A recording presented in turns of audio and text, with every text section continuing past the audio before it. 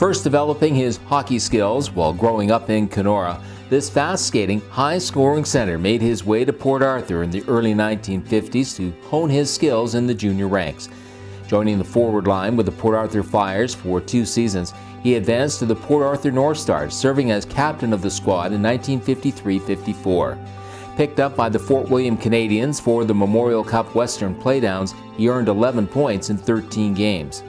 The following season, while still of junior age, he began his pro career, joining the Troy Bruins of the International League.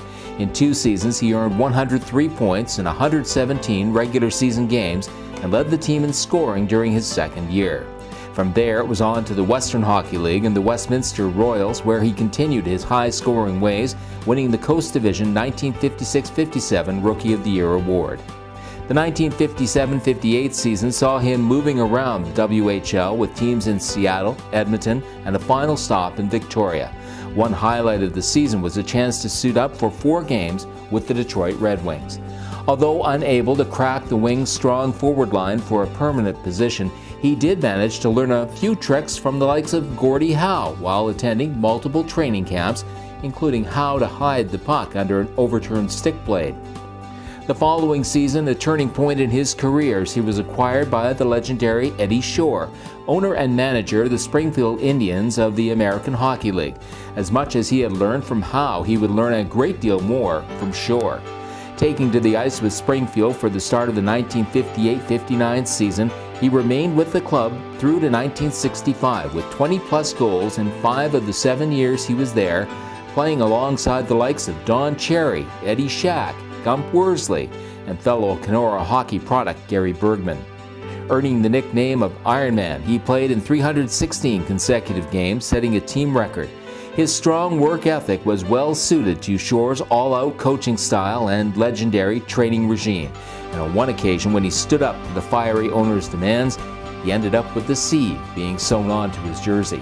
Shore's strategies worked on the team as a whole, with Springfield claiming 3 consecutive AHL Calder Cup titles between 1960 and 1962, a record that remains unbroken to this day. Olson's performance as a top point earner during those years saw him contribute greatly to those victories. While different NHL teams wanted to acquire him during his time with the club, Shore would never sell his rights. Thinking that it would be a while before the NHL expanded, he decided to hang up his skates following the 1964-65 season, having amassed 307 points in 432 games, the 8th highest goal scorer in the history of the franchise. Although offered contracts with NHL expansion teams in Vancouver and Los Angeles, he chose to return to his hometown, where he spent time coaching the Kenora Muskies junior team, passing along the skills and knowledge he had learned from his time as a top-performing center in the junior and professional ranks. A description made by the Springfield Indians in reference to this dedicated player truly sums up the role he played in the success of their club during its heyday. They noted that he set the standard for what a center should be, with his leadership, dedication to his craft, ability to play in pain, and to motivate others to play above and beyond their capabilities, making him a giant among giants. Something he and his hometown can be very proud of.